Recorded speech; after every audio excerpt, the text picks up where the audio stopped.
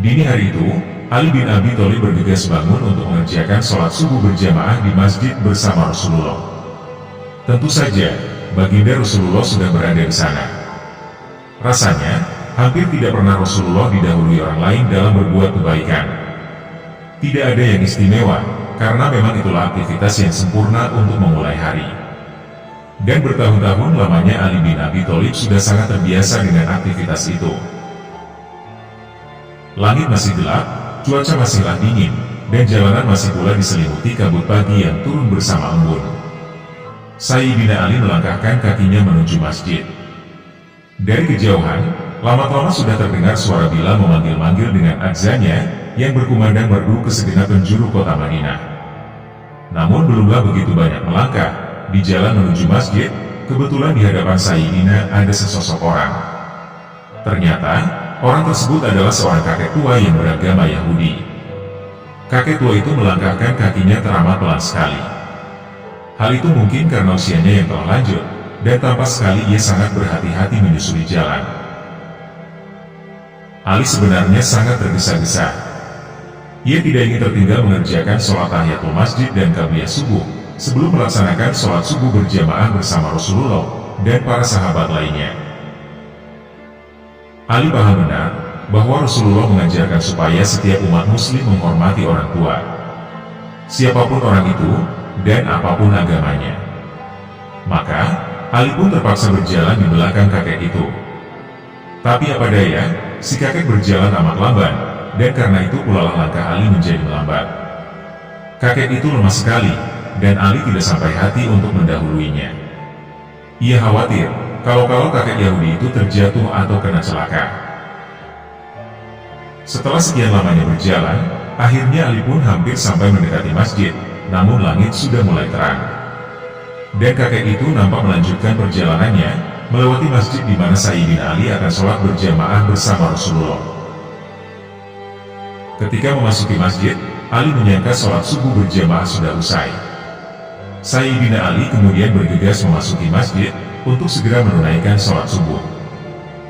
Saat itu Sayyidina Ali terkejut sekaligus gembira, karena Rasulullah dan para sahabat masih rukuk pada rakaat yang kedua. Berarti, Ali masih punya kesempatan untuk memperoleh sholat berjamaah. Jika masih bisa menjalankan rukuk bersama, berarti ia masih mendapat satu rakaat sholat berjamaah. Sesudah Rasulullah mengakhiri sholatnya dengan salam, Umar bin Khattab memberanikan diri untuk bertanya, "Wahai Rasulullah, mengapa hari ini sholat subuhmu tidak seperti biasanya? Ada apakah gerangan sebenarnya?" Rasulullah berbalik bertanya kepada Umar, "Kenapakah, wahai Umar, apakah ada yang berbeda?" Umar bin Khattab kemudian berkata, "Kurasa sangat lain, wahai Rasulullah. Biasanya aku rukuk dalam rakaat yang kedua tidak sepanjang pagi ini. Tapi tadi itu kau rukuk lama sekali, ada hal apakah wahai Rasulullah?" Rasulullah menjawab, "Aku juga tidak tahu. Hanya tadi, pada saat aku sedang rukuk dalam rakaat yang kedua, malaikat Jibril tiba-tiba saja turun, lalu menekan punggungku, sehingga aku tidak dapat bangun iktidal. Dan itu berlangsung lama, sama seperti yang kau ketahui juga." Umar bin Khattab makin heran, dan bertanya lagi, "Wahai Rasulullah, mengapa Jibril sampai berbuat seperti itu?" Nabi Muhammad lalu berkata, "Aku juga belum tahu, karena Jibril belum menceritakannya kepadaku."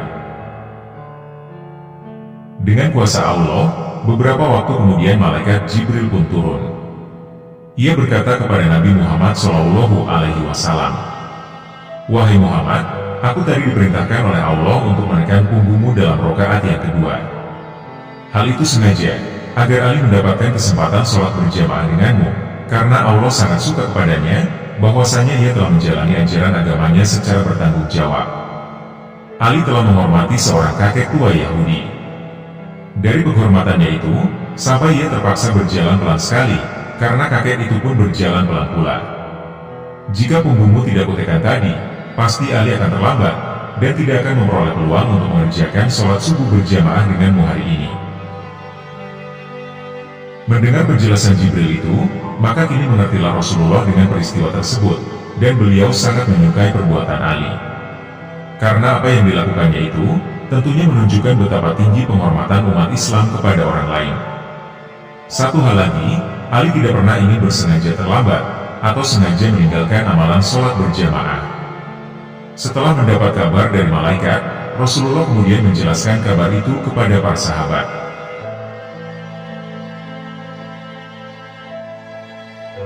Sayyidina Ali bertemu dua sosok malaikat. Wahai perempuan mulia, adakah makanan yang bisa kau berikan kepada suamimu ini?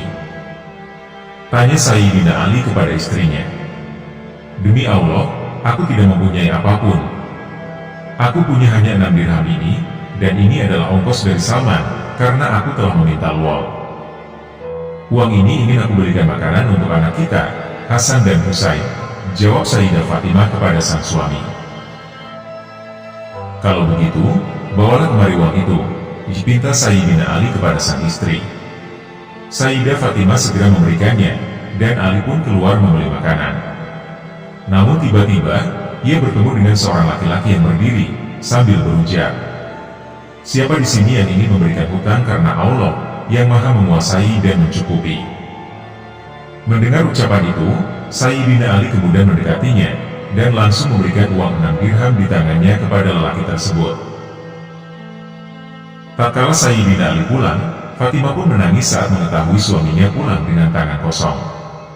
Sayyidina Ali hanya bisa menjelaskan tentang peristiwa yang barusan dialaminya secara apa adanya.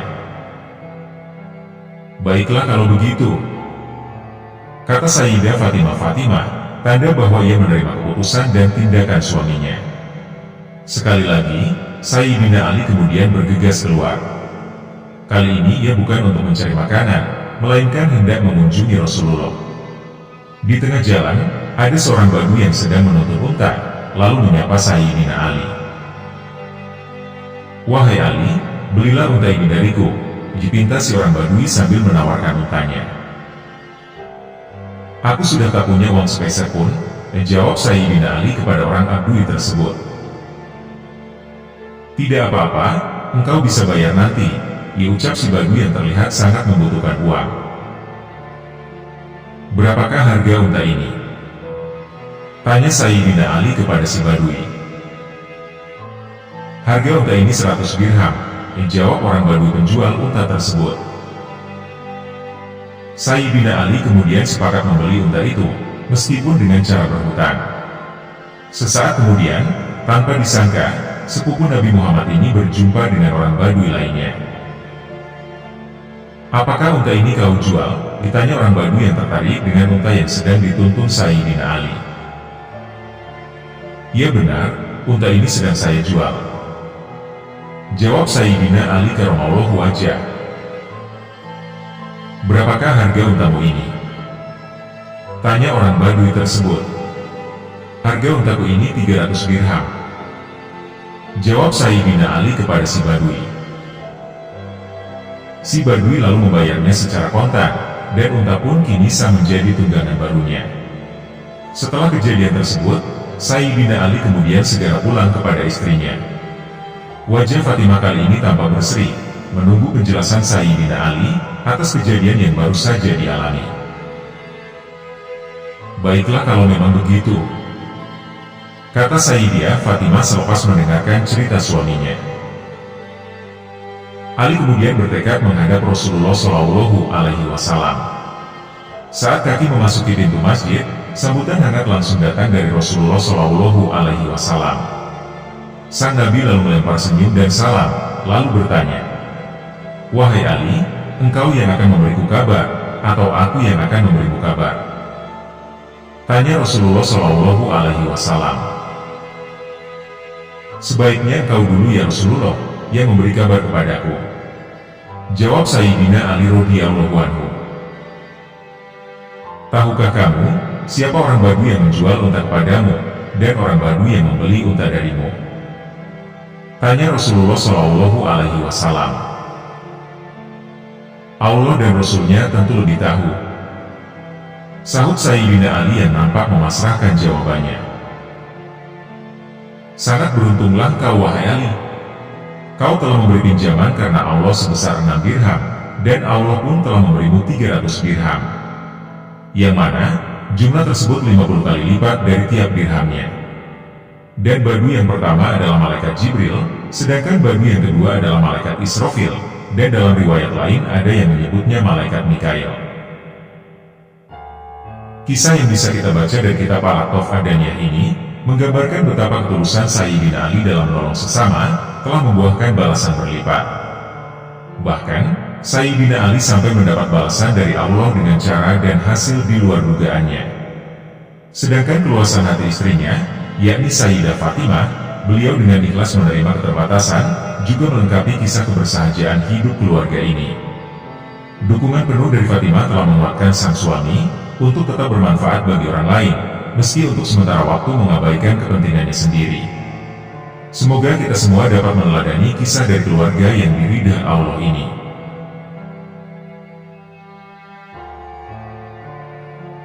Kumpulan karomah Sayyidina Ali. Diriwayatkan oleh Imam Baihaqi, bahwasanya Sa'idi ibnu Musayyab berkata, pernah kami bersama Sayyidina Ali bin Abi Thalib, yang saat itu sedang memasuki salah satu perkuburan di kota Madinah. Kemudian Sayyidina Ali bin Abi Thalib mengucapkan salam kepada penghuni kubur. Assalamualaikum warahmatullahi, ya ahli kubur. Apakah kalian mau mengabarkan kepada kami, tentang apa yang engkau alami di alam kubur? Ataukah kami yang akan mengabarkan pada kalian, apa yang terjadi di sekitar kami, selepas kalian meninggalkan kami? Tiba-tiba saja dari dalam perkuburan di Madinah itu ada suara, dan menjawab salam dari Sayyidina Ali bin Abi Thalib. Waalaikumsalam warahmatullahi wabarakatuh, ya Amirul Mukminin. Beritahukan kepada kami terlebih dahulu, tentang apa yang terjadi sepeninggal kami. Maka Sayyidina Ali bin Abi Thalib menjawab, baiklah, aku akan mengabarkan, bahwa istri-istri kalian yang telah kalian tinggalkan, mereka telah menjadi janda, lalu dari mereka menikah lagi. Harta kekayaan yang kalian tinggalkan sudah dibagi, sesuai dengan hukum harta waris. Anak-anak yang kalian cintai, kini telah menjadi anak yatim. Sedangkan rumah-rumah yang kalian dirikan, kini telah dihuni oleh musuh-musuh kalian. Inilah berita yang ada pada kami. Lantas, bagaimana berita yang ada pada kalian? Maka dijawablah oleh salah seorang mayit, wahai Amirul Mukminin, kain kafan kami telah rusak, dan rambut-rambut kami telah berserakan, rontok dari kepala kami. Kulit-kulit kami telah terpotong-potong, terlepas dari tulang belulang dan daging kami. Bola mata kami telah turun sampai ke pipi, sedangkan mulut kami telah mengeluarkan cairan-cairan muntahan, dan bercampur dengan nanah. Dan apa yang telah kami perbuat, apabila itu kebaikan, maka kami telah mendapatkan balasannya. Dan kebaikan yang kami tinggalkan, atau yang kami tidak kerjakan, maka kami juga telah mendapatkan kerugiannya, dan kami sedang menunggu nasib kami yang akan datang. Diriwayatkan oleh Imam Tajusuki dalam kitab Tobaqot, bahwasanya pernah suatu ketika di pertengahan malam, Sayyidina Ali bin Abi Thalib sedang berada di dekat Ka'bah, yang saat itu bersama dengan kedua putranya, yakni Sayyidina Hasan dan Sayyidina Husain. Kemudian mereka mendengar seseorang yang sedang bermunajat kepada Allah. Wahai Zat yang menjawab panggilan seorang dalam kesempitan di tengah malam hari. Wahai Zat yang dapat melepaskan seorang dari kesempitan, cobaan, dan dari penyakit. Tamu-tamumu telah tidur semuanya di sekitar Ka'bah, dan ada yang sudah terjaga. Sedangkan engkau, wahai Zat yang hidup dan berdiri sendiri tidak tidur, limpahkan padaku dengan kedermawananmu pengampunanmu atas dosa-dosaku. Wahai Zat yang kepadanya semua orang yang berada di Al-Haram mengajukan permohonan. Jika pengampunanmu memang tidak dapat diminta oleh seorang yang bersalah, siapakah yang akan melimpahkan nikmat kepada orang-orang yang berdosa? Kemudian Sayyidina Ali bin Abi Thalib memerintahkan salah seorang putranya untuk mencari asal suara atau orang yang berdoa itu sampai ketemu. Kemudian orang itu telah ditemukan, yang kemudian dibawa untuk menghadap Sayyidina Ali bin Abi Thalib. Orang itu datang dengan terhuyung-huyung, disebabkan bagian tubuhnya sebelah kanan telah lumpuh separuh.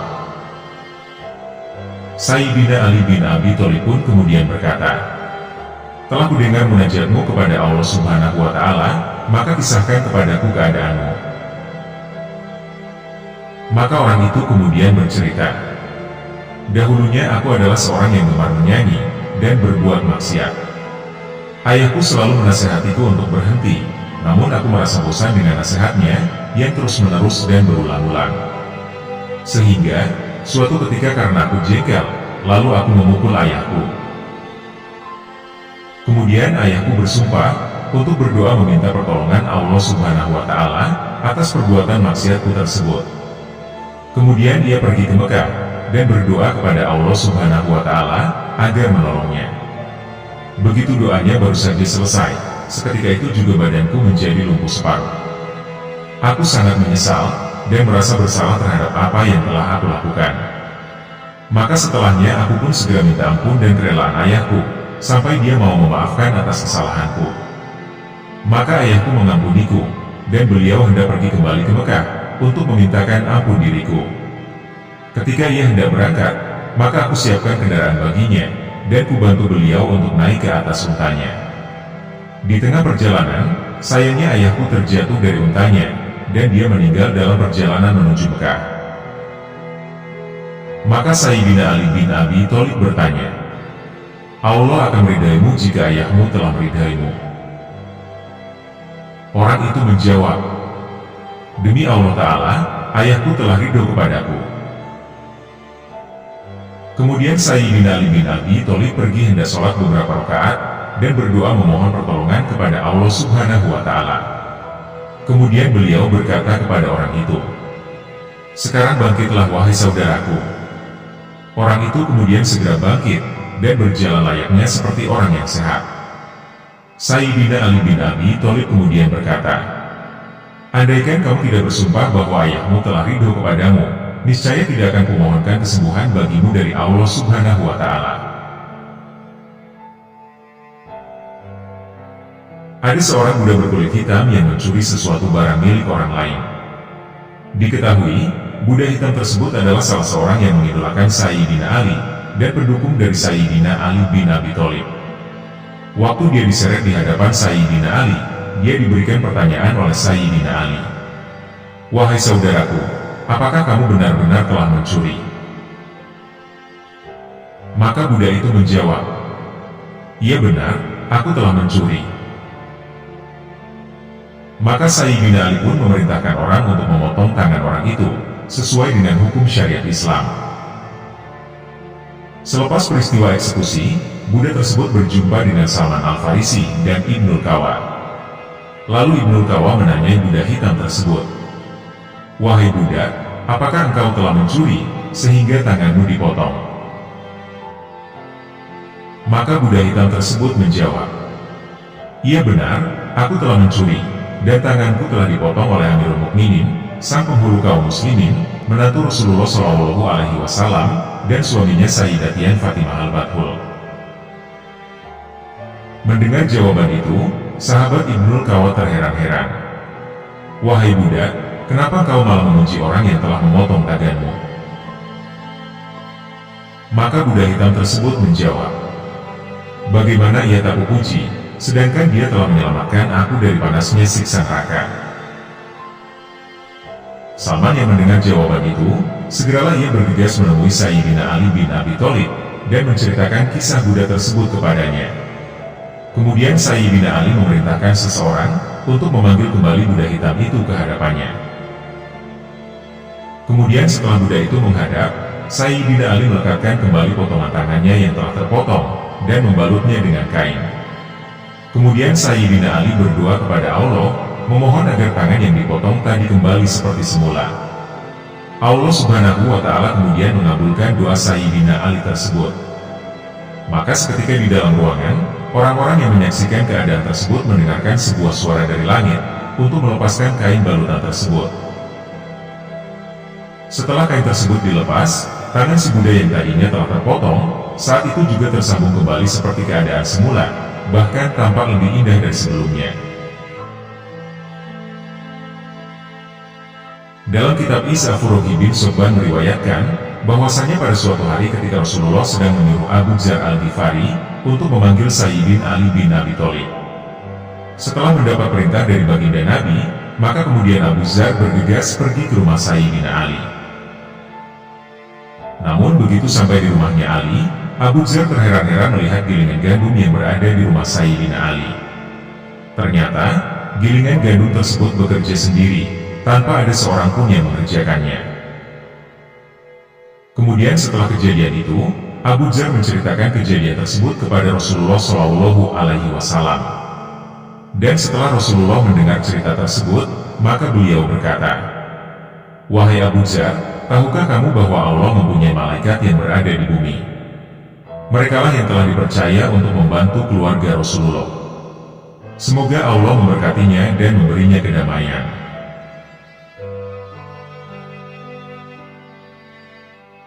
Sayyidina Ali bersama orang non-muslim saat di pengadilan. Dalam kitab Hilyatul Aulia diceritakan, terdapat satu kisah yang diriwayatkan oleh ayahnya Ibrahim bin Yazid Al-Taimi, bahwasanya Sayyidina Ali pernah kehilangan baju besi yang sangat berharga baginya. Ternyata, pada saat itu baju besi tersebut ada pada seorang Yahudi. Kisah tentang Sayyidina Ali ini diriwayatkan dengan beragam versi. Ada yang mengatakan orang yang memegang baju besi tersebut adalah Yahudi, ada juga yang menyatakan dia adalah seorang Nasrani. Namun terlepas dari itu semua, kisah ini mengandung pesan penting, bahwasanya seorang pemimpin haruslah bersifat adil, meskipun kepada seorang non-muslim. Pada saat itu, baju besi tersebut hendak ditawarkan, untuk dijual di sebuah pasar oleh orang non-muslim tersebut. Melihat baju besi yang ia kenali ada di tangan orang tersebut, Ali pun menghampirinya, dan kemudian berkata, "Ini adalah baju besi milikku. Beberapa hari lalu baju besiku jatuh dari untaku di tempat itu." Ucap Sayyidina Ali, sambil beliau menyebutkan suatu tempat di mana baju besi tersebut terjatuh. Akan tetapi, orang non-muslim tersebut mengingkari penuturan Ali, dan meminta sebuah keadilan di depan sang hakim.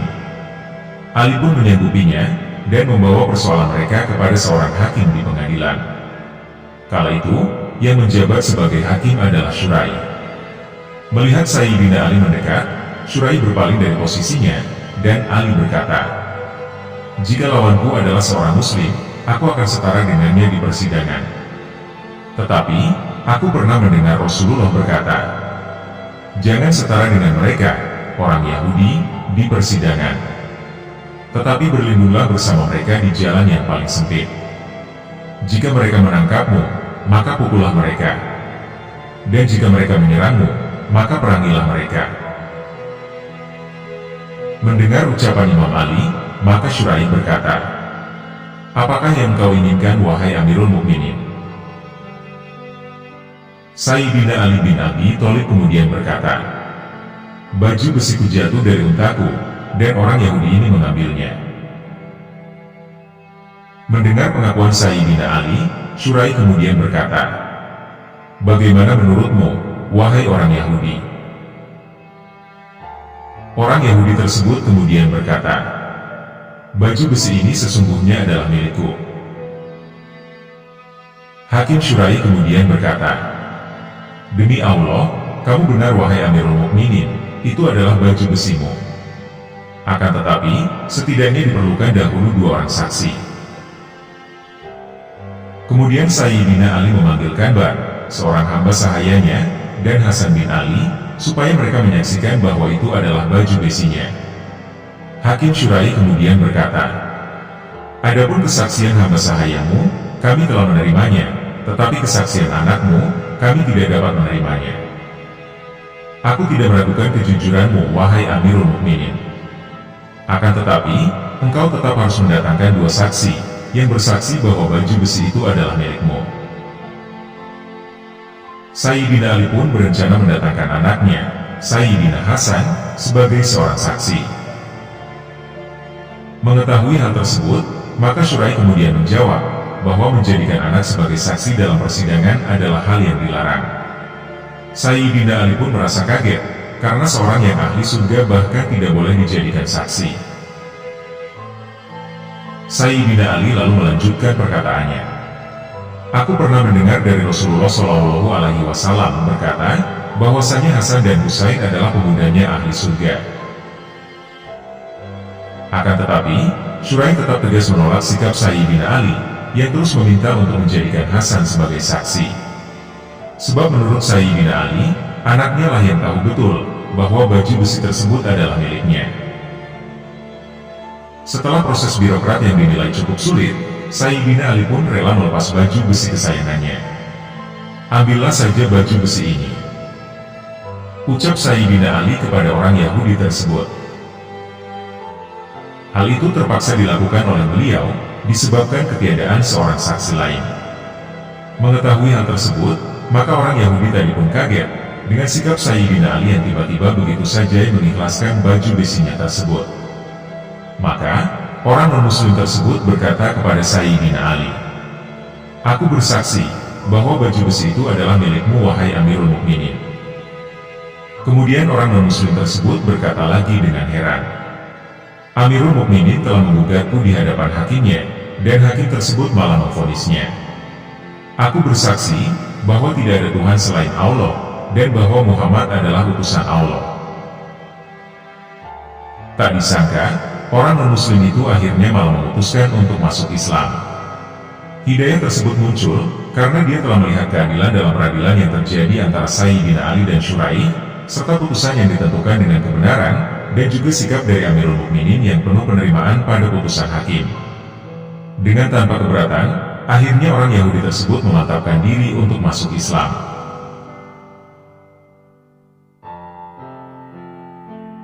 Sayyidina Ali bersama musafir non-muslim. Hari itu udara kota di Kufah begitu nyaman. Angin sepoi merayap lembut dari sekitaran jalan, memberikan aura ketenangan bagi jiwa dan hati setiap makhluk di padang pasir yang kering. Alkisah, terdapat seorang musafir yang bergerak ke arah kota Kufah. Dia telah melewati perjalanan yang jauh untuk mencapai suatu tempat di sekitar Kufah. Akan tetapi, pada saat itu ia merasa sangat kelelahan. Dia kemudian berpikir merenung dalam kesendiriannya. Alangkah baik dan menyenangkannya, bila ia mempunyai teman seperjalanan, agar dia punya teman untuk berbicara. Sehingga, dengan adanya seorang teman, maka hal itu akan membuatnya lupa akan rasa lelahnya perjalanan ini. Ketika itu pula, tampak sesosok orang dari arah kejauhan. Sang musafir merasa gembira, dan berkata kepada dirinya sendiri, "Aku akan bersabar, sampai orang itu datang menghampiriku. Mungkin saja nanti dia bisa menjadi teman seperjalananku." Sosok yang ditunggu dari kejauhan itu akhirnya mendekat. Ternyata, dia adalah seorang lelaki yang berwajah menarik, dan bercahaya. Terlihat senyum terukir di bibir lelaki itu. Ketika keduanya berdekatan, maka mulailah mereka saling bertanya kabar. Ternyata, lelaki tampan itu mengaku juga akan pergi ke Kufah, sehingga sang musafir yang kesepian tadi merasa gembira, karena kini dia telah memiliki teman seperjalanan. Dan lelaki yang baru tiba itu, ternyata tidak lain adalah Imam Ali bin Abu Thalib. Akan tetapi, saat itu Imam Ali menyembunyikan identitasnya kepada si musafir tersebut. Keduanya akhirnya bersama-sama melanjutkan perjalanan. Mereka lalui perjalanan itu sambil berbincang-bincang. Tak lama kemudian, Imam Ali pun mulai mengetahui bahwa teman seperjalanannya itu adalah seorang non-muslim. Dan Imam Ali sebagaimana yang telah tersohor kebaikan dan keluhuran akhlaknya kepada siapa saja, beliau tetap memperlakukannya juga dengan baik. Sampai-sampai, lelaki non-muslim itu merasakan persahabatan dan kecintaan terhadap Imam Ali, yang kali itu beliau adalah seorang khalifah, sang pemimpin seluruh kaum muslimin. Tutur kata dan akhlak Imam Ali sedemikian baiknya, sehingga telah meninggalkan kesan yang baik kepada lelaki itu, sampai-sampai dia melupakan rasa lelahnya.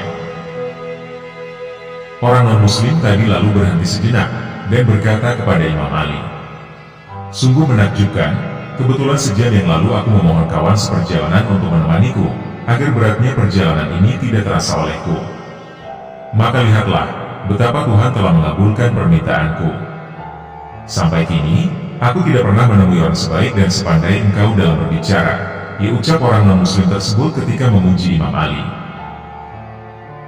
Imam Ali hanya tersenyum ketika mendengar perkataan lelaki itu, dan mereka kemudian kembali meneruskan perjalanannya.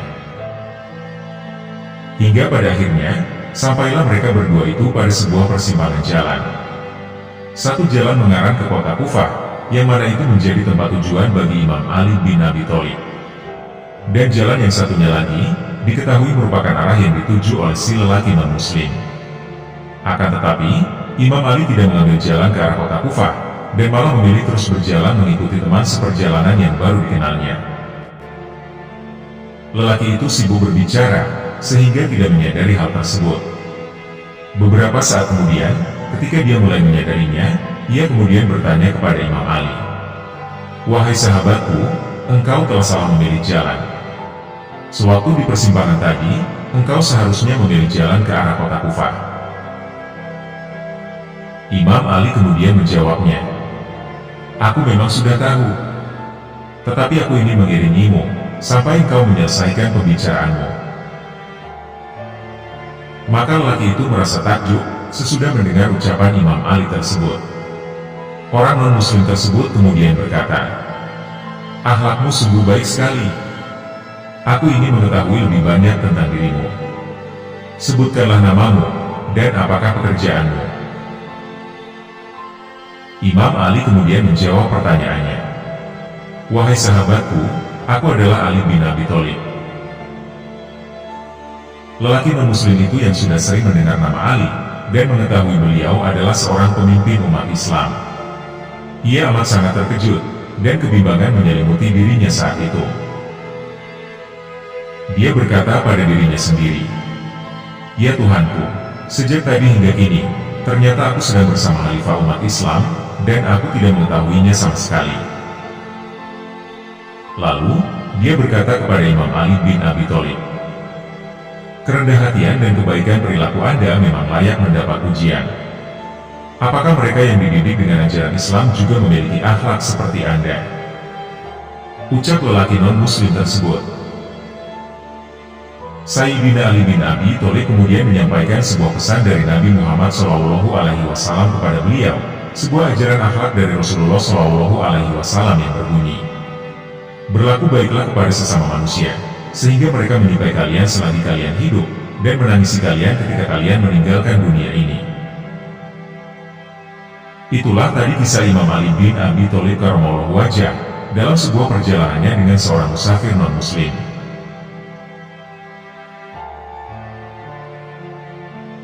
Kisah kesabaran Sayyidina Ali. Dikisahkan dalam buku 50 Kisah Teladan, karya Ali Sadakat, bahwasanya Rasulullah SAW pernah pergi bersama Ali bin Abi Thalib menuju Masjid Quba. Di tengah perjalanan, keduanya melintasi tamanan indah. Ali lalu berkata kepada Rasulullah SAW, "Wahai Rasulullah, sungguh ini taman yang indah." Rasulullah SAW lalu berkata, "Tamanmu di surga jauh lebih indah daripada taman ini." Setelah melewati taman tersebut hingga 7 taman, Ali menyampaikan kata-kata takjub, dan Rasulullah SAW memberi tanggapan yang sama. Kemudian beliau Nabi Muhammad SAW memeluk Ali bin Abi Thalib, sembari menangis, dan keduanya pun turut menangis. Rasulullah SAW kemudian ditanya tentang sebab tangisannya. Rasulullah SAW lalu menjawab, "Saya teringat hati orang-orang yang menyimpan kedengkian terhadapmu. Sepeninggalku, mereka akan menampakkan kedengkian dari dalam hati mereka." Ali bin Abi Thalib kemudian bertanya, "Wahai Rasulullah, apa yang harus saya lakukan?" Rasulullah kemudian menjawabnya, "Kamu harus bersabar dan tabah. Apabila kamu tidak bersabar, maka penderitaanmu bertambah banyak." Ali bin Abi Thalib kemudian bertanya lagi, "Apakah Anda mengkhawatirkan kebinasaan agamaku?" Rasulullah SAW kemudian memberi nasihat, "Sesungguhnya hidupmu bergantung pada kesabaran. Apa yang disampaikan Nabi sepeninggal beliau benar-benar menjadi kenyataan. Ketika Sayyidina Ali menjabat khalifah, banyak orang-orang munafik yang memusuhi beliau. Bahkan Ali wafat syahid di tangan Ibnu Muljam, usai beliau sholat subuh di bulan Ramadan. Sehingga, Sayyidina Ali pun wafat dalam usia 62 atau 63 tahun. Kesabaran Ali ketika memimpin kaum muslimin benar-benar menakjubkan. Beliau tidak pernah menyakiti umat Islam, ataupun melakukan permusuhan, kendati di masa beliau banyak fitnah bertebaran. Kesabaran Ali benar-benar luar biasa, hingga Rasulullah SAW ridho kepada beliau. Perintah bersabar juga diabadikan Allah dalam sebuah firman-Nya. Maka bersabarlah engkau, wahai Muhammad, sebagaimana kesabaran para Rasul yang memiliki keteguhan hati. Dan janganlah engkau meminta agar azab disegerakan untuk mereka. Quran Surat Al-Ahqaf, ayat 35.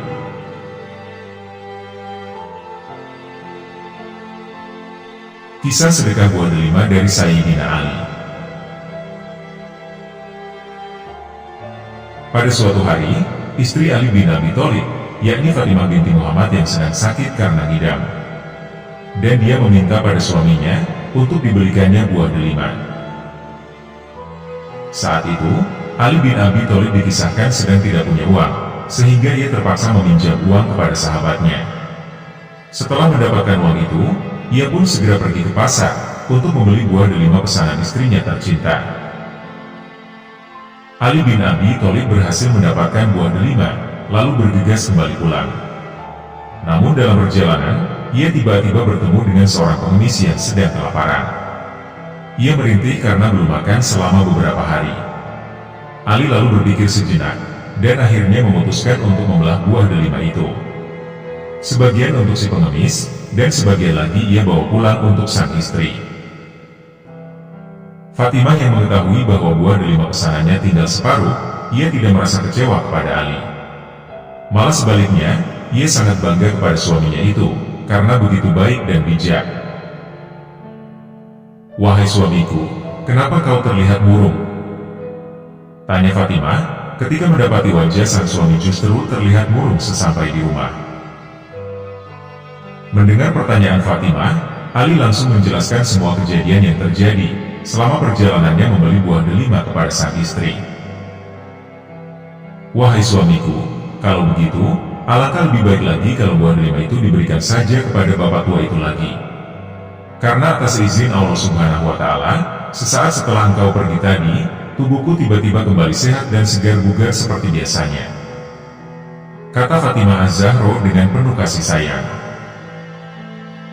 Mendengar penjelasan dan permintaan istrinya, wajah Ali langsung berbinar-binar penuh cahaya, dan hendak langsung mengantarkan separuh buah delima yang dipegangnya kepada si bapak tua di pinggir jalan tadi. Tapi tiba-tiba datanglah seseorang yang menutup pintu. Dan setelah dibuka, ternyata dia adalah sahabat Salman Al-Farisi, yang datang atas perintah Rasulullah untuk mengantarkan buah delima merah untuk sang putri, Fatimah Az-Zahra. "Wahai Ali, ini ada sedikit buah untuk keluarga kalian," ujar Salman Al-Farisi sembari menyerahkan buah delima yang ia bawa. "Terima kasih banyak wahai saudaraku," balas Ali sambil tersenyum senang. Subhanallah, Allah Subhanahu wa Ta'ala langsung membalas sedekahku tadi dengan jumlah 10 kali lipat. Allah Subhanahu wa Ta'ala sungguh Maha Pemurah, ucap Ali dengan penuh rasa syukur. Sedangkan Fatimah pun begitu gembira tatkala mendapat rezeki yang tidak disangka-sangka itu. Seketika, Salman Al-Farisi langsung memberikan sebungkus kantong yang telah berisi 9 buah delima merah itu kepada Ali. Salman Al-Farisi kemudian berkata, "Ini ada buah delima dari Rasulullah untuk Fatimah." Kemudian Sayyidina Ali menjawab ucapan dari Salman, "Jikalau benar ini dari Rasulullah SAW, pasti jumlahnya 10, bukan 9, wahai sahabatku Salman," jawab Ali sambil tersenyum kepada Salman. Mendengar pernyataan Ali, sontak Salman Al-Farisi terkaget-kaget dibuatnya.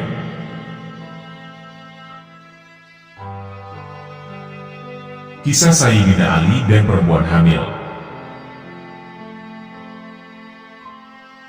Sayyidina Ali bin Abi Thalib, beliau dikenal sebagai salah satu sahabat Rasulullah Shallallahu Alaihi Wasallam yang terpandang.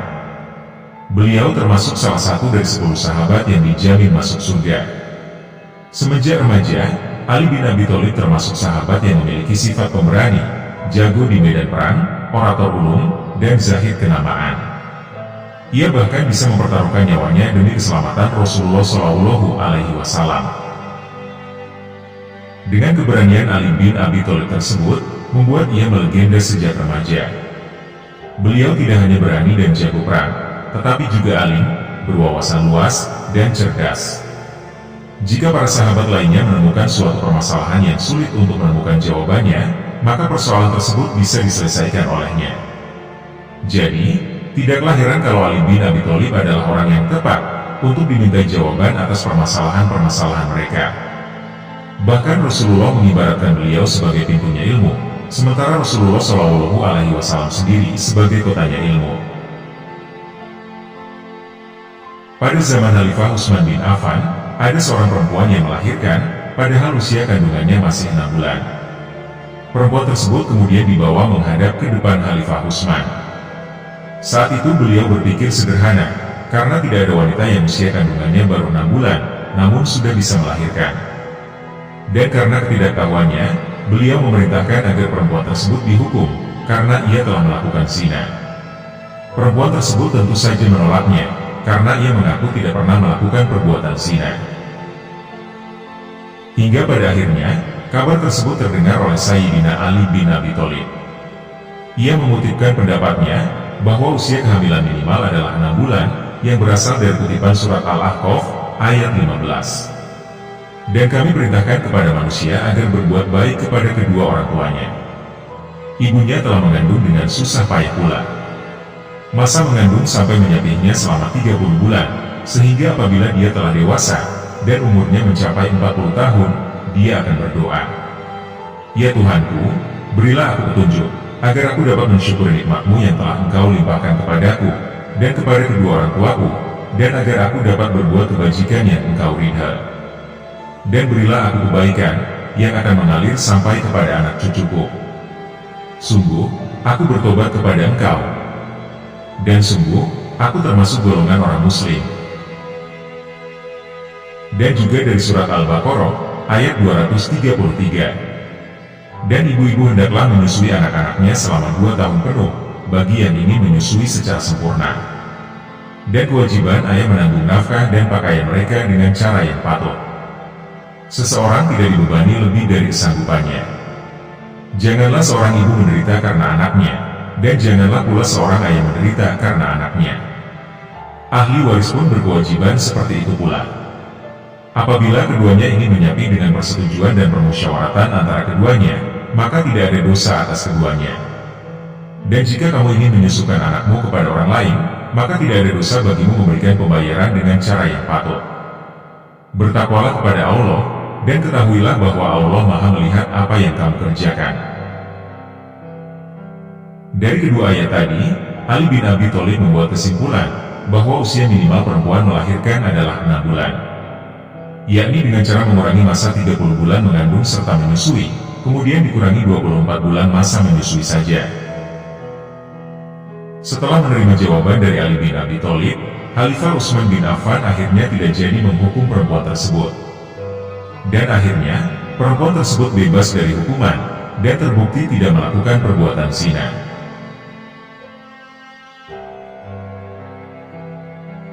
Kisah kecerdasan Sayyidina Ali bin Abi Thalib. Seseorang datang menghadap Imam Ali, dan berkata, "Seekor anjing mengawini seekor kambing, dan sekarang kambing itu melahirkan. Kami tidak tahu apakah anak dari keduanya itu anjing atau kambing." Imam Ali kemudian menjawab, "Jika ia makan tulang berarti ia anjing, dan jika makan rumput berarti ia kambing." Orang tersebut kemudian menjawab, "Kadang ia makan rumput, dan kadang makan tulang." Sayyidina Ali kemudian menjelaskannya lagi, jikalau ia minum air dengan lidah berarti ia anjing, kalau dengan mulut berarti ia kambing. Orang tersebut kemudian membalas. Ia pun kadang melakukan kedua-duanya. Sayyidina Ali kemudian berkata lagi, jika ia berjalan di belakang kambing berarti ia anjing, dan jika ia berjalan di depan atau di tengah-tengah mereka, berarti ia itu kambing. Orang tersebut kemudian membalas lagi, terkadang ia berjalan di depan dan kadang ia berjalan di belakang kawanan kambing. Sayyidina Ali kemudian berkata lagi, lihatlah, jika ia tidur di atas ekornya, berarti ia adalah anjing. Dan jika tidurnya seperti kambing, maka ia kambing. Orang tersebut kemudian membalas lagi, ia juga terkadang tidur dengan dua cara ini, jika kata orang itu. Sayyidina Ali kemudian berkata lagi, kalau hewan itu kencing seperti anjing, maka ia adalah anjing. Dan jika seperti kambing, maka ia adalah kambing. Orang tersebut kemudian membalas lagi, terkadang ia seperti anjing, kadang ia seperti kambing. Sampai akhirnya Imam Ali kemudian berkata, jikalau begitu, sembelihlah hewan itu. Jika ia punya kantung makanan pemakan rumput, maka ia adalah kambing. Dan jika tidak ada, berarti ia adalah anjing. Suatu hari, seseorang menghadap Imam Ali, dan mengadukan tetangganya yang selalu mengganggu dan mencuri itiknya. Namun, ia tidak tahu siapa pencurinya. Imam Ali kemudian berkata, pada siang ini datanglah ke masjid, akan kutunjukkan siapa pencurinya. Imam Ali kemudian berkhutbah di masjid, dan berkata, seseorang di antara kalian telah mencuri itik milik tetangganya, dan sekarang berada di sini. Bulu itik itu ada di atas kepalanya sekarang. Maksud beliau, bulu itik itu berada di atas kepala itik. Imam dengan jeli melihat salah seorang hadirin sedang mengusap kepala dengan tangannya. Lalu, beliau menyuruh si pemilik itik untuk mengambilnya dari orang tersebut. Pada suatu hari, terdapat dua orang ibu yang saling berebut anak. Dua wanita itu bersengketa, memperebutkan bayi laki-laki dan perempuan yang masih menyusu. Keduanya saling mengaku bahwa mereka adalah ibu si bayi laki-laki. Akhirnya, mereka membawa masalah ini kepada khalifah. Umat tidak berdaya mengatasi masalah ini, dan berkata Imam Ali, Abul Hasan Ali adalah orang yang tepat untuk saat seperti ini. Di manakah dia sekarang? Seseorang lalu pergi mencari Imam Ali, dan membawa beliau ke majelis. Setelah mendengar persengketaan mereka, beliau menyuruh untuk menyiapkan dua wadah susu. Setelah siap, beliau menimbang kedua wadah itu dan berkata, berikan tiap wadah ini kepada kedua wanita itu, dan suruh mereka masing-masing untuk menuangkan air susu ke dalamnya. Setelah wadah itu terisi air susu, Imam menimbang keduanya. Ternyata, salah satu dari keduanya lebih berat dari lainnya. Maka beliau berkata Imam Ali, bayi laki-laki ini adalah anak wanita yang air susunya lebih berat, sedangkan bayi perempuan adalah anak wanita yang susunya lebih ringan. Dalil apakah yang mendasari keputusanmu ini? Tanya Sayyidina Umar bin Khattab. Allah pernah berfirman, bahwa hak pria dalam waris 2 kali lipat lebih banyak dari hak wanita. Atas dasar inilah, para tabib menggunakannya sebagai kriteria menentukan laki-laki dan perempuan. Jawab Imam Ali bin Abi Thalib ketika menerangkan, dalam prinsip penciptaan, karena pria bertanggung jawab mencari nafkah dan berjihad, struktur badannya harus lebih kuat dan kokoh daripada badan wanita. Sebab itulah, ASI yang diperuntukkan untuk bayi laki-laki harus memiliki kadar vitamin yang banyak. Karenanya, ASI untuk bayi laki-laki lebih berat daripada air susu untuk perempuan. Pada zaman kekhalifahan Abu Bakar As-Siddiq, beberapa rahib menanyakan kepadanya arti wajhullah atau wajah Allah. Namun, Khalifah Abu Bakar tidak bisa menjawabnya. Maka Salman Al-Farisi membawa mereka menemui Imam Ali bin Abi Thalib. Imam Ali bin Abi Thalib kemudian berkata, aku akan menjawab pertanyaan kalian secara praktis. Imam Ali bin Abi Thalib menyuruh membakar kayu. Saat api menyala dan membakar kayu itu, beliau bertanya kepada mereka, yang manakah wajah api ini? Mereka kemudian menjawabnya, semua sisi dari api ini adalah wajahnya. Imam Ali bin Abi Thalib kemudian berkata, segala sesuatu yang ada di dunia ini adalah wajah Allah. Beliau lalu membacakan ayat berikut. Kemanapun kalian berpaling, maka disitulah wajah Allah. Semua akan hancur kecuali wajahnya, atau kekuasaannya. Quran Surat Al-Baqarah, ayat 115. Sehingga saat itu juga, semua rahib memeluk Islam di hadapan Imam Ali bin Abi Thalib radhiyallahu anhu. Riwayat ini diambil dari buku Kisah-Kisah Menakjubkan, karya Abu Fadhl Al-Hiyari. Pada suatu ketika, ada seorang pemuda yang hampir dibunuh oleh Umar bin Khattab. Penyebab pemuda tersebut hendak dibunuh, karena ketika orang-orang bertanya kepadanya apa kabar, bagaimana keadaanmu, kemudian pemuda tersebut saya menyukai fitnah, dan tidak menyukai hak. Saya membenarkan Yahudi dan Nasrani. Saya mengimani apa yang tidak saya lihat, dan mengakui apa yang belum diciptakan Allah.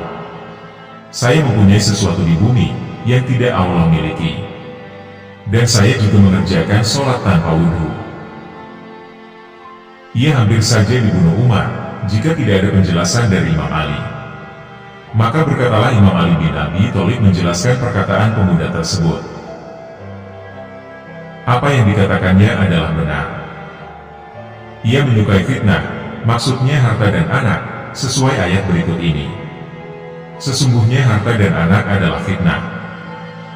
Quran Surat Al-Anfal, ayat 28. Ia membenci hak, maksudnya adalah kematian, sesuai ayat berikut ini. Datanglah sakaratul maut dengan hak. Quran Surat Qaf, ayat 19. Ia membenarkan Yahudi dan Nasrani dalam ucapannya, yang juga diabadikan dalam Al-Quran. Dan orang-orang Yahudi berkata, orang-orang Nasrani itu tidak mempunyai suatu pegangan. Dan orang-orang Nasrani berkata, orang-orang Yahudi tidak mempunyai sesuatu pegangan. Quran Surat Al-Baqarah, ayat 113. Ia mempercayai sesuatu yang tidak dilihatnya, yakni Allah yang tidak dilihat oleh mata kita. Ia mengakui apa yang belum diciptakan, maksudnya adalah hari kiamat. Ia mengakui apa yang Allah tidak miliki, maksudnya istri dan anak. Ia sholat dengan tidak wudhu, maksudnya adalah bersolawat kepada Rasulullah Shallallahu Alaihi Wasallam. Kecerdasan ilmu matematika Sayyidina Ali. Kecerdasan ilmu matematika Imam Ali memang sudah sangat terkenal di kalangan bangsa Arab. Sebagai contohnya adalah, terdapat kisah kecerdikan Sayyidina Ali dalam bidang matematika, yang membuat seorang Yahudi yang cerdik terdiam, dan tak berkutik. Alkisah, ada seorang yang datang kepada Imam Ali bin Abi Thalib, untuk menguji kecerdasan Imam Ali. Hal ini dikarenakan ketidaksenangannya, akan tersohornya Imam Ali akan kebijaksanaan dan kecerdasannya. Setelah menyiapkan pertanyaan yang sulit, yang sudah pasti menurutnya akan susah dijawab oleh Imam Ali, maka dengan percaya dirinya pergi untuk menemui Imam Ali. Aku akan bertanya kepadanya pertanyaan yang sulit, sehingga ia tidak akan mampu menjawabnya, dan aku akan memiliki kesempatan mempermalukannya di depan semua orang Arab. Gumamnya orang tersebut dalam hati. Singkat cerita, kemudian bertemulah dia dengan Imam Ali. Dan kemudian mulai bertanyalah ia dengan maksud, untuk mempermainkan beliau dengan pertanyaan sulit, yang telah matang-matang ia siapkan. Dengan lantang orang yang tersebut berkata,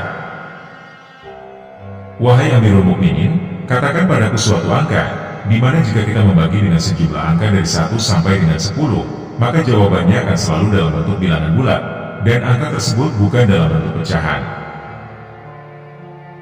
Sejurus kemudian, Imam Ali bin Abi Thalib memandang ke arahnya, dan seraya berkata, ambillah jumlah hari dalam setahun, dan kalikan dengan jumlah hari dalam seminggu, dan nantinya Anda akan mendapatkan jawabannya. Sontak saja orang itu sampai terheran-heran, karena seolah dengan begitu mudahnya beliau menjawab pertanyaan yang sulit ini, bahkan dengan begitu cepat dan percaya diri.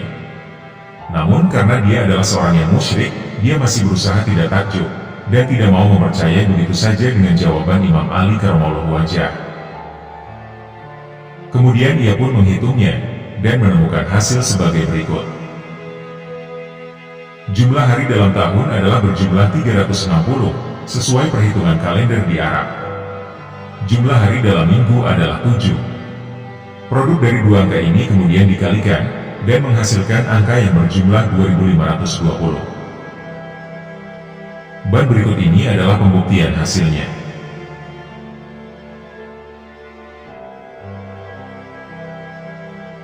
Ternyata, jawaban dari Imam Ali atas pernyataan yang sulit tadi benar adanya. Hasil dari jawaban Imam Ali ketika dibagi dengan angka 1/10, maka semua hasilnya benar-benar bulat semua, dan bukan dalam bentuk pecahan. Demikianlah salah satu kisah Imam Ali bin Abi Thalib, sebagai bukti dari kecerdasan beliau. Kisah pertemuan Sayyidina Ali dengan Nabi Khidir. Banyak perawi hadis meriwayatkan bahwa Sayyidina Ali bin Abi Thalib pernah bercerita, "Aku pernah melihat Nabi Khidir dalam sebuah mimpi, semalam sebelum terjadinya perang Badar. Saat itu, aku berkata kepadanya, 'Ajarkanlah suatu ilmu yang telah diajarkan Allah kepadamu, sehingga aku dapat mengalahkan para musuh.' Maka, Nabi Khidir alaihissalam mengajarkan kepadaku, 'Wahai dia, wahai yang tidak ada dia kecuali dia.'" Sayyidina Ali melanjutkan kisahnya. "Keesokan harinya, kuceritakan mimpiku itu kepada Rasulullah Shallallahu Alaihi Wasallam. Setelah mendengarnya, beliau kemudian bersabda, 'Wahai Ali, engkau telah mengetahui al-ismu al-a'dham, yakni nama Allah yang teragung.'" Kemudian Sayyidina Ali membaca apa yang telah diajarkan Nabi Khidir itu dalam perang Badar. Di lain peristiwa, yakni pada waktu bertempur dalam perang Siffin, setiap kali selesai membaca surah Al-Ikhlas, beliau mengucapkan, "Wahai dia, wahai yang tidak ada dia kecuali dia. Ampunilah aku, dan menangkanlah aku." Mendengar bacaan tersebut, Ammar bin Yasir kemudian bertanya, "Wahai Amirul Mukminin, kiasan-kiasan apakah itu?" Sayyidina Ali kemudian menjawab pertanyaannya, "Itu adalah nama Allah yang teragung, al-ismu al-a'dham, dan pilar tauhid, dan tidak ada Tuhan kecuali Dia." Kemudian Sayyidina Ali membaca salah satu ayat dari surah Ali Imran. Allah telah menyatakan bahwasanya tidak ada Tuhan yang berhak disembah melainkan Dia yang menegakkan keadilan. Para malaikat dan orang-orang yang berilmu juga menyatakan yang demikian itu. Tak ada Tuhan yang berhak disembah, melainkan Dia yang Maha Perkasa lagi Maha Bijaksana. Quran Surat Ali Imran, ayat 18.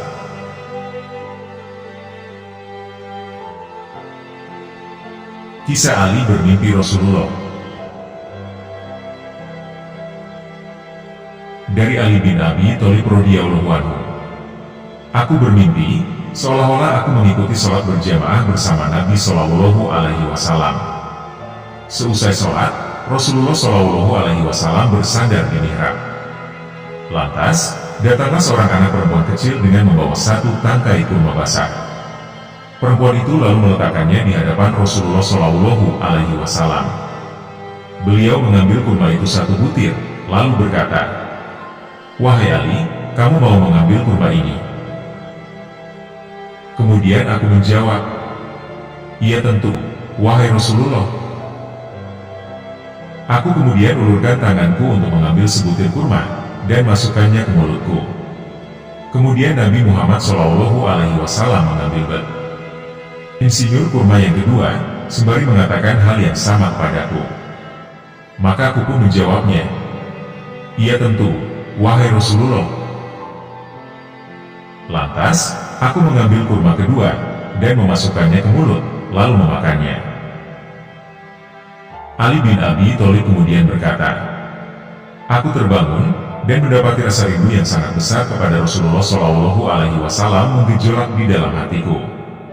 Aku juga masih merasakan lezatnya kurma di mulutku. Maka setelahnya aku segera berwudu, dan berangkat ke masjid. Aku kemudian mengikuti sholat berjamaah bersama Umar bin Khattab. Seusai sholat, Umar lalu bersandar ke mihrab. Aku hendak menceritakan mimpiku, tetapi belum sempat itu kulakukan, tiba-tiba datanglah seorang anak perempuan. Dia berdiri di pintu masjid, dengan membawa setangkai kurma basah. Dia kemudian meletakkan kurma itu di hadapan Umar bin Khattab. Dan Umar mengambil sebutir kurma, sembari berkata, "Apakah kamu mau memakan ini, wahai Ali?" Aku kemudian menjawab, "Ya tentu, wahai sahabatku Umar."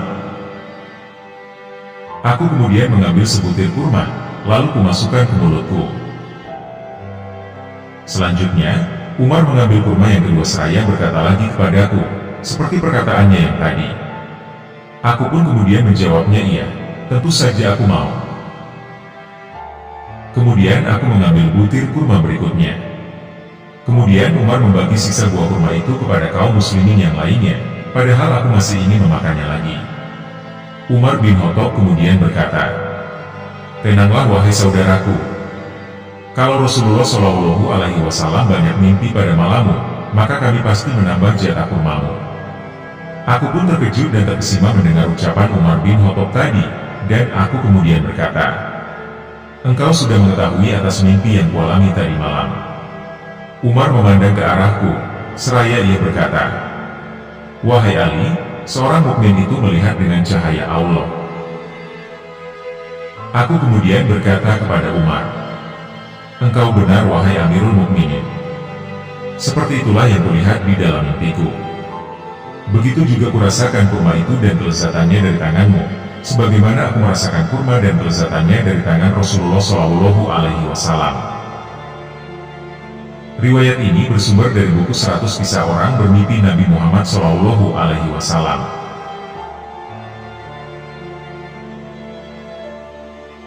Penjelasan Sayyidina Ali tentang huruf hijaiyah. Seorang Yahudi pernah mendatangi Rasulullah seraya bertanya, "Apakah makna masing-masing dari huruf hijaiyah itu?" Rasulullah kemudian berkata kepada Ali bin Abi Thalib, "Jawablah pertanyaannya wahai Ali." Kemudian Rasulullah Shallallahu Alaihi Wasallam berdoa, "Ya Allah, jadikanlah dia berhasil, dan bantulah dia." Ali bin Abi Thalib berkata, "Setiap huruf hijaiyah adalah nama-nama Allah. Alif adalah Ismullah, atau nama Allah, yang tiada Tuhan selainnya. Dia selalu hidup, maha mandiri, dan maha kuasa. Ba adalah Al-Baqi, atau maha kekal, setelah musnahnya semua makhluk. Ta adalah Al-Tawwab, atau maha penerima taubat dari hamba-hambanya. Tesa adalah Al-Sabit, atau yang menetapkan keimanan hamba-hambanya. Jim adalah Jalasanauhu, atau yang maha tinggi pujiannya, kesuciannya, dan nama-namanya yang tiada berbatas. Ha adalah Al-Haq, Al-Hayyu, wa Al-Halim, atau yang maha benar, maha hidup, dan maha bijak. Ho adalah Al-Habir, atau yang maha tahu, dan maha lihat. Sesungguhnya Allah maha tahu apa yang kalian kerjakan. Dal adalah Dayanu Yaumi Al-Din, yang maha kuasa di hari pembalasan. Zal adalah Zu Al-Jalal wal Ikram, pemilik keagungan dan kemuliaan. Ro adalah Al-Rauf, atau maha sayang. Za adalah Zainul Ma'budin, atau kebanggaan para hamba. Sin adalah Al-Sami Al-Basir, atau maha dengar dan maha lihat. Shin adalah Syakur, atau maha penerima ungkapan terima kasih dari hamba-hambanya. Shot adalah Asidik, atau maha jujur, dalam menepati janji. Sesungguhnya Allah tidak mengingkari janjinya. Dot adalah Hal-Dhar wal Nafi, atau yang menangkal bahaya dan mendatangkan manfaat. Tu adalah Al-Tohir wal Mutohir, atau yang maha suci dan menyucikan. Do adalah Dohir, atau yang tampak dan menampakkan kebesarannya. Ain adalah Al-Alim, atau yang Maha Tahu, atas segala sesuatu. Goin adalah Qiyas al-Mustaghisin, atau penolong bagi yang memohon pertolongan, dan pemberi perlindungan. Fa adalah yang menumbuhkan biji-bijian dan tumbuhan. Qof adalah yang Maha Kuasa atas makhluknya. Kaf adalah Al-Kafi, atau yang memberikan kecukupan bagi semua makhluk, tiada yang serupa dan sebanding dengannya. Lam adalah Latif, atau yang Maha Lembut terhadap hamba-hambanya dengan kelembutan khusus dan tersembunyi. Mim adalah Malik ad-Dunya wal Akhirah, atau pemilik dunia dan akhirat. Nun adalah Nur, atau cahaya langit, cahaya bumi, dan cahaya hati orang-orang beriman. Wawu adalah Al-Wahid, atau yang Maha Esa, dan tempat bergantung segala sesuatu. Ha adalah Al-Hadi, atau Maha Pemberi petunjuk bagi makhluknya. Dialah yang menciptakan segala sesuatu dan memberikan petunjuk. Lam Alif adalah lam tasyid dalam lafaz Allah, untuk menekankan keesaan Allah yang tiada sekutu baginya. Ya adalah Yadulositun lil Kholqi, atau tangan Allah terbuka bagi makhluk. Kekuasaan dan kekuatannya meliputi semua tempat dan semua keberadaan. Rasulullah Shallallahu Alaihi Wasallam kemudian bersabda, "Wahai Ali, ini adalah perkataan yang Allah rela terhadapnya." Dalam riwayat dijelaskan bahwa orang Yahudi tersebut kemudian masuk Islam setelah ia mendengar penjelasan Sayyidina Ali.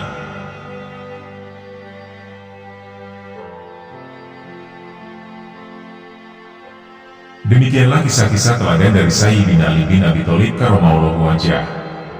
Semoga Allah Subhanahu wa Ta'ala mengumpulkan kita dengan para kekasihnya di dunia maupun akhirat.